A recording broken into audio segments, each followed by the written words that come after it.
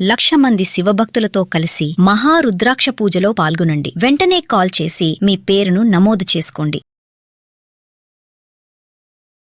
నమస్తే రమ్మగారు. నమస్తే జయ. రమ్మగారు, మనం చాలా పురాణ గాథలు చెప్పుకున్నాం. ఇవాళ ఇంకొకటి చెప్పుకుందామండి. మామూలుగా మనం కార్తీక పురాణం ఫేమస్, మాఘ పురాణం, వైశాఖ పురాణం ఉన్నాయి బోల్డని. శివ పురాణం, విష్ణు పురాణం అవి ఉన్నాయి కదా. శివ పురాణంలో నుంచి ఒక కథ చెప్తాను జయ. ఓకే రమ్మగారు, విష్ణు పురాణాలు చెప్పారు మీరు. చెప్పలేదు జయ. మరి ఈసారి ఏమన్నా ప్లాన్ చేద్దాం కదా, అవకాశం ఉంటే విష్ణు పురాణం చెప్పించాలని అనిపిస్తుంది. ఎందుకంటే కార్తీక పురాణం అంటే నాకైతే రమ్మగారే గుర్తొస్తారు. కార్తీక పురాణం రమ్మగారు, అట్లా విష్ణు పురాణం కూడా మనం అందించే ప్రయత్నం చేయొచ్చు కదా, అవకాశం ఉంటుందా? అంటే సరే, మనం ధనుర్మాసం వస్తుంది కదా మనకి. కార్తీకం అయ్యాక 15 రోజులు అటు ఇటుగా ఇంచుమించుగా 10-15 రోజులకి స్టార్ట్ అవుతుంది. మరి ధనుర్మాసంలో అందరూ పాసురాలు వింటారు కదా. అవునండి, పాసురాలు చెప్తారు. అవును, మనం పాసురాలు చెప్పకుండా విష్ణు పురాణం, విష్ణు గాథలే కదా. పాసురం కూడా, పాసురాలన్నీ విష్ణు గాథలే, విష్ణువుని కొల్చేవే. అవును, ప్రయత్నం చేద్దాం తప్పకుండా. ఆ 30 రోజులు, ధనుర్మాసం 30 రోజులు విష్ణు పురాణం అందించే ప్రయత్నం చేద్దాం. అసలు అంతకన్నా, ఎందుకంటే కార్తీక మాసం అంతా 30, ప్రతి రోజుకి ఒకటి చొప్పున మనము కార్తీక పురాణాలు వింటున్నాం కదా. అలానే ధనుర్మాసంలో ప్రతిరోజు వచ్చేలాగా మాసం అంతా కూడా. ఒక సంవత్సరం భాగవతం చెప్పుకున్నాము. అవును, భాగవతం వేస్తూనే ఉంటారు మన వాళ్ళు. కుదిరితే మనం విష్ణు పురాణం మాత్రం ట్రై చేద్దాం రమ్మగారు. కాస్త మా కోసం ప్రయత్నం చేయండి. చూద్దాం ఏం చెప్తున్నాం మనం. శివపురాణం నుంచి ఒక కథ చెప్పుకుందాం. నారద గర్భభంగం. ఈ శివపురాణం అంతా మనకు ఎలా కనపడుతుందంటే, మార్కండేయ మహర్షి, మార్కండేయులు అంటే శివుడు ఆయన్ని చిరంజీవిని చేశాడు. పరమేశ్వరుడే మార్కండేయ మహర్షిని చిరంజీవిని చేశాడు. ఆయన ఇప్పటికీ జీవించే ఉన్నారని చెప్తాం. అయితే ఈ మార్కండేయులు ఒకసారి పరమేశ్వరుడి దగ్గరికి వెళ్ళి, పరమేశ్వర నీ లీలలు తెలుసుకోవాలని ఉంది, శివలీలలు తెలియజేయమని అడిగారు. అడిగితే శివుడు అన్నట్ట, నందీశ్వరుడు బాగా చెప్తాడు, నువ్వు నందీశ్వరుడిని అడుగు, అతని దగ్గర నుంచి తెలుసుకోమన్నారు. మార్కండేయులు వెళ్ళి నందీశ్వరుల వారిని సేవించారు. సేవించి నాకు శివలీలలు చెప్పమంటే సరేనని మొత్తం శివపురాణం అంతా నందీశ్వరుడు సెలవిచ్చినట్టు మార్కండేయుడు వింటున్నట్టు ఉంటుంది. నందీశ్వరుడు సెలవివ్వగా మార్కండేయులు ఇలా విన్నారు అని సూత మహాముని శౌనకాది మునులకు చెప్పినట్టు కనపడుతుంది. కార్తీక పురాణం కూడా అంతే. మనకి భారతదేశం వినయ సంపన్నమైన దేశంగా ఉండటానికి ప్రధానమైన కారణం వినడమే చేయాలి. ఒకరి దగ్గర నుంచి మరొకరికి వింటాం. ఆ వినడం వల్లే మనకి పురాతనమైనవి కూడా శాస్త్రాలు పోకుండా వచ్చాయి, పురాణాలు పోకుండా వచ్చాయి. మనకంటే 5,000 సంవత్సరాలు ముందు జరిగిన మహాభారత గాథలో చిన్న చిన్న చిన్న చిన్న ధర్మ సూక్ష్మాలు కూడా మనం మిస్ అవ్వాల. ఎక్కడ వినడమే కదా రమ్మగారు. వినడం వల్లే ఇదంతా. ఒకళ్ళు రెండో వాళ్ళకి చెప్పడం వల్ల అది ఇంపార్టెంట్ కదా. మరి ఇప్పుడు కాలం ఏమొచ్చిందంటే వినడం మానేసాం మనం. ఎప్పుడైతే వినడం మానేసామో వినడానికి కావాల్సిన వినయం మన దగ్గర లోపించేసింది. ప్రతిదీ నేనే తెలుసుకోవటం, నాకే తెలుసు అనుకోవటం, అది వేరే కథ. అంతటి నేను తెలుసుకుంటాను అంతే తప్ప ఒకళ్ళు చెబితే తెలుసుకుందామనే ధోరణి తగ్గిపోయింది. విద్యా విధానంలోనూ పోయింది, జీవన విధానంలోనూ తగ్గిపోయింది. వినదలుచుకుంటే ఎవరు చెప్పాలో వాళ్ళ దగ్గర వింటా మానేసి నాకు నచ్చిన వాళ్ళ దగ్గరే నేను వింటానంటాం మొదలుపెట్టారు. అది కూడా తప్పే. ఏదో ఒకటి వింటున్నారు కదా అంటాం కాదమ్మా, మన్నీ వింటున్నారు. నేను ఎందుకో దానికి పూర్తిగా సంతోషపడిన జయ, నన్ను వింటున్నారని.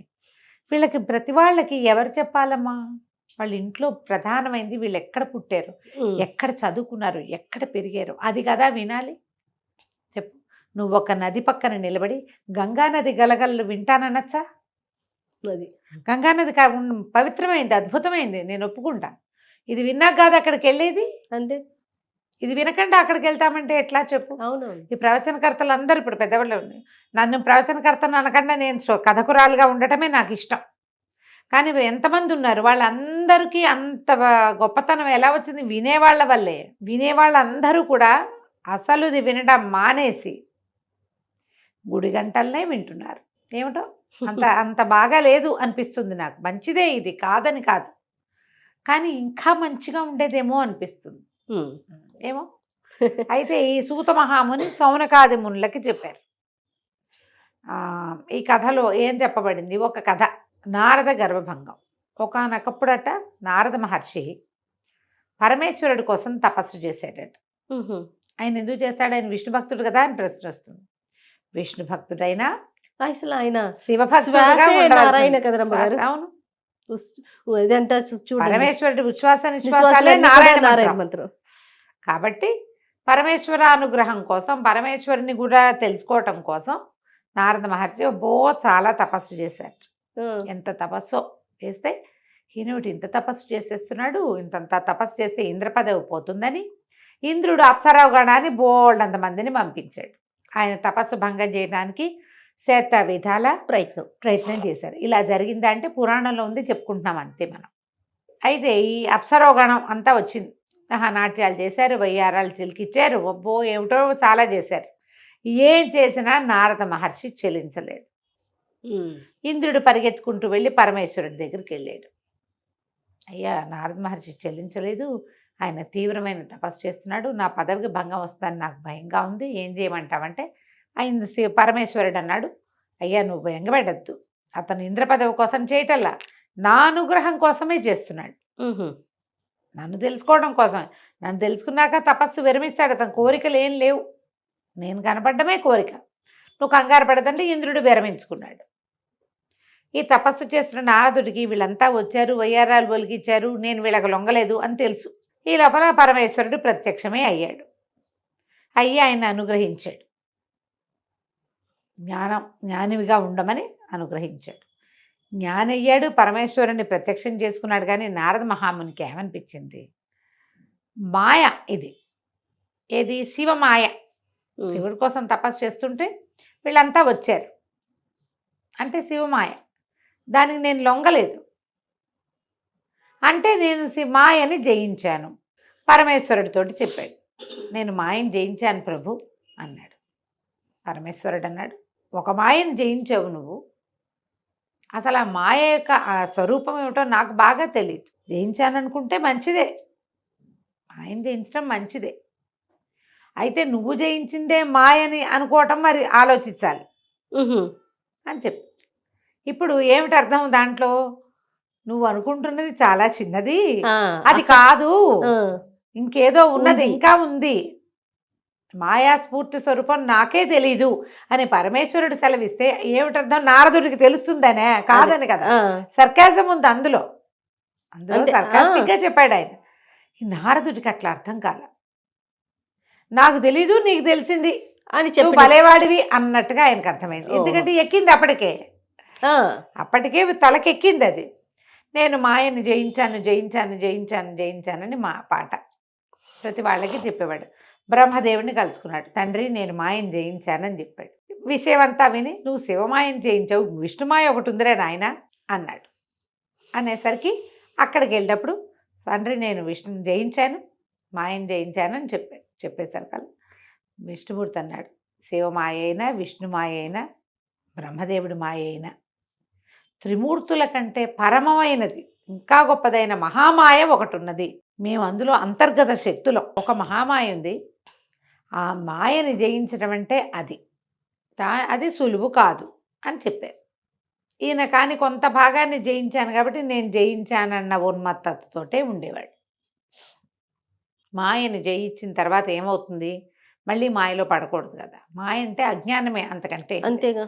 ఆ కాలంలో భూలోకంలో ఈయన ఏమన్నాడంటే, నువ్వు ఎక్కడైనా సంచరించేటప్పుడు జాగ్రత్తగా ఉండు, నువ్వు జయించేవు కొంత మటుకు, కానీ అంతా జయించినట్టు కాదు అంటే ఈయనకు నచ్చల ఆ మాట. నారదుడికి నచ్చలేదు. ఈయన ఇలాగే చెప్తాడు, పెద్దవాళ్ళు ఇలాగే ఉంటారు అలా అనుకుంటాంగా మనం. పెద్దాళ్ళ మాటలు, పెద్దల మాట సద్దన మూట అని అనిపించదు. పెద్దవాళ్ళు ఇంతే, చాదస్తులు, అలాగే అనిపిస్తుంది. ఆ కాలంలో భూలోకంలో కళ్యాణపురం అని ఒక పట్టణం ఉండేది, నగరం. ఆ నగరాన్ని వెళ్ళే రాజుకి మహాద్భుత సౌందర్యవతి అయిన ఒక కూతురు ఉంది. ఆవిడ పేరు రమాదేవి. అయితే ఈయన భూలోకానికి వెళ్ళినప్పుడు ఆ నగరానికి వెళ్ళాడు నారదుడు. వెళ్తే వాళ్ళు బాగా ఈయన్ని పూజించి పోషించి తమ దగ్గర ఉంచుకుని అందరూ వచ్చి నమస్కారాలు చేస్తే ఈయనకి అమ్మాయి నచ్చింది. ఈయనకి ఏమనిపించింది? వివాహం చేసుకోవాలని భావించాడు. భావిస్తే ఏదో చిన్నగా హింట్గా అన్నాడు. అనేసరికి ఆ పిల్ల తండ్రి, ఆ రమాదేవి తండ్రి ఏం చెప్పాడంటే, మా అమ్మాయి విష్ణువుని తప్పిస్తే ఇంకొకరిని వివాహం చేసుకోని ఉంటుంది, ఉహు.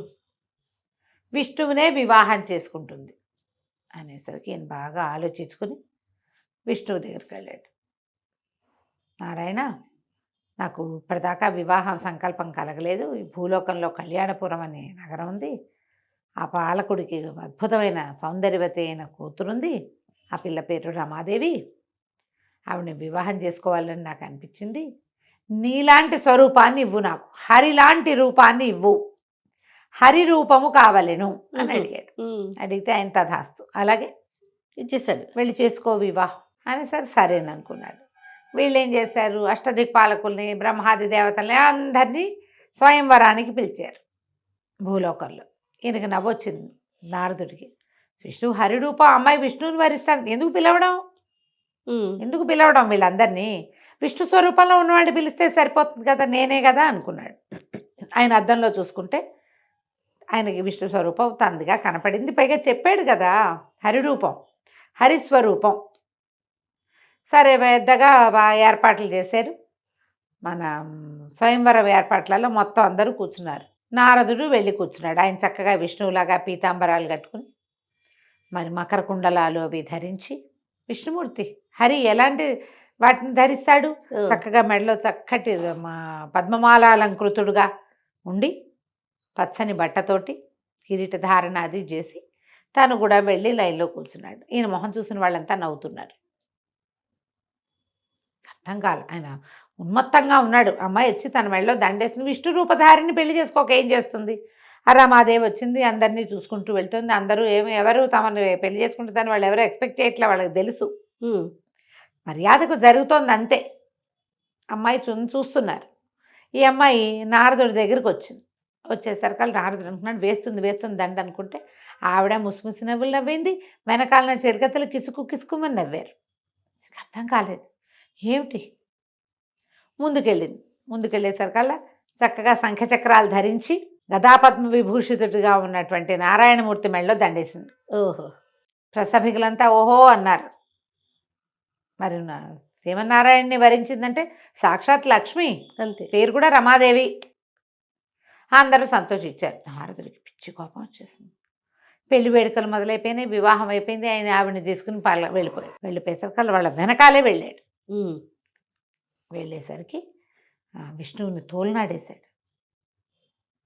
తోలునాడి, ఇట్లా అంటావా, ఇలా చేసావా, నువ్వు నన్ను పెళ్లి చేసుకోవాల్సింది పోయి నిన్ను చేసుకుంది, నేను నీలాగానే ఉన్నాను కదా అంటే ఈయన ఒక అద్దం తెప్పించి చూపించాడు. నారదుడు పద్మమాలాలంకృతుడుగా ఉన్నాడు, పీతాంబరధారిగా ఉన్నాడు, మకర కుండలాదులు శంఖచక్రాదులు ధరించాడు. మొహం కోతి మొహం. హరి అంటే కోతి. హరికి వేరే అర్థాలు ఉన్నాయి. నువ్వేమో అడిగావు, హరిముఖం కావాలని అడిగావు. విష్ణుమాయ అది, జయింపరానిది అది. నారదుడు చాలా సిగ్గుపడిపోయాడు. అందుకే వాళ్ళందరూ నవ్వారు. వాళ్ళందరూ ఎందుకు నవ్వారు, ఆవిడ ఎందుకు నవ్విందో, తను ఎంత అజ్ఞానంలో అర్థం చూసుకునేసరికి ఆయనకి ఆ కోతి మొహంలో తనకి జ్ఞాన శూన్యత కనపడింది. భగవంతుడి గురించి నాకు తెలుసు అనుకోవటం ఏమిటి, శివమాయను జయించటం ఏమిటి, నేను విష్ణుమాయను జయించటం ఏమిటి? విష్ణువుని వరించింది విష్ణు రూపాన్ని కాదు వరించింది, విష్ణు తత్వాన్ని వరిస్తారు. ఇప్పుడు మన శంఖచక్రధారిగా ఉన్న భగవంతుడి స్వరూపం చూస్తే ఆ స్వరూప ప్రేమ కాదు, స్వభావ ప్రేమ. అది విష్ణు తత్వం మీద ప్రేమ. ప్రపంచాన్ని వ్యాపకశీలుడైనటువంటి విష్ణువు ప్రపంచమంతా నిండి ఉన్న భగవంతుడి మీద ప్రేమ. పుట్టిగా శంఖచక్రాలు ధరించిన స్వరూపం మీద కాదు కదా. అవును, స్వరూపం కావాలనుకోవడం ఎంత పొరపాటు. పరి విధాల భగవంతుడి కాళ్ళ మీద పడి వేడుకున్నాడు, నా జ్ఞానాన్ని మన్నించు, సాక్షాత్ లక్ష్మి స్వరూపాన్ని వివాహం చేసుకోవాలనుకోవటం ఏమిటి? ఇదే అజ్ఞానాన్ని మనం రావణాసురుడి దగ్గర కూడా చూస్తాం. అవును, మాయ కమ్మిన వాడు చేసే పని అది. మాయే, అంతకంటే ఏమిటి? విష్ణు మాయ జయింపరానిది మాయ. ఎవ్వరి వల్ల కాదు, అందులో నుంచి బయటపడలేం. మన్నట్లా వ్యామోహింప చేసేస్తుంది. అప్పుడు మళ్ళీ నారదుడు తన గర్వం భంగమయ్యి, నేను చేసిన తపస్సు వల్ల నాకు మాయం జయించే శక్తి వచ్చిందని నమ్మకంతో ఈ ప్రవర్తన చేశాడు. జయింపరానిది అయితే విష్ణువుని ఆయన శపించాడు. నువ్వు కూడా నాలాగే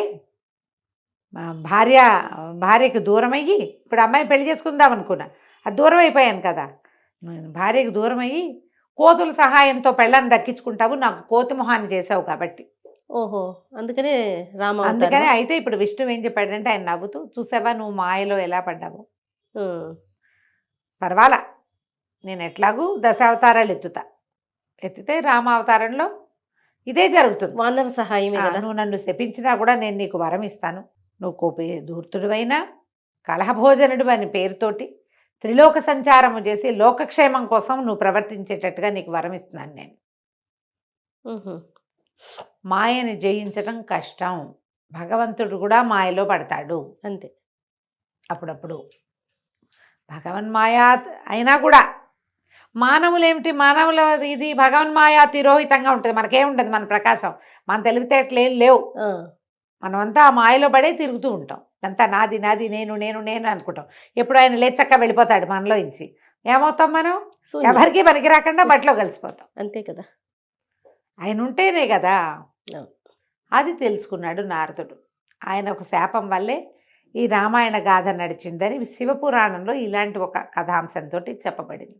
ఓహో, భగవంతుడు మాత్రం అతన్ని త్రిలోకి, నువ్వు చేసిన తపస్సుకి త్రిలోక సంచారిగా. త్రిలోక సంచారిగా ఉంటావు, నువ్వు లోక కళ్యాణార్థమే, నువ్వు ఏం చేసినా, నువ్వు ఎంత గొడవ చేసినా, ఎంత కిరుకులు పెట్టా, ఒకళ్ళకొకళ్ళకి లింకులు పెట్టినా కూడా అది లోక కళ్యాణం. లోక కళ్యాణార్థమే పరిణమిస్తుంది. ఎట్లా నీకు కోపం వచ్చి నువ్వు ఇచ్చిన శాపం లోక కళ్యాణార్థం పరిణమించిందో అలాగే పరిణమిస్తుంది అని చెప్పి ఆయనకి వరం ఇచ్చాడు. అప్పటి నుంచి నిత్యనారాయణ మంత్రంతో ఉంటాడట నారదుడు. ఓ, కథ కంచికి మనం ఇంటికి. అద్భుతమైన స్టోరీ. నమస్తే. నమస్తే.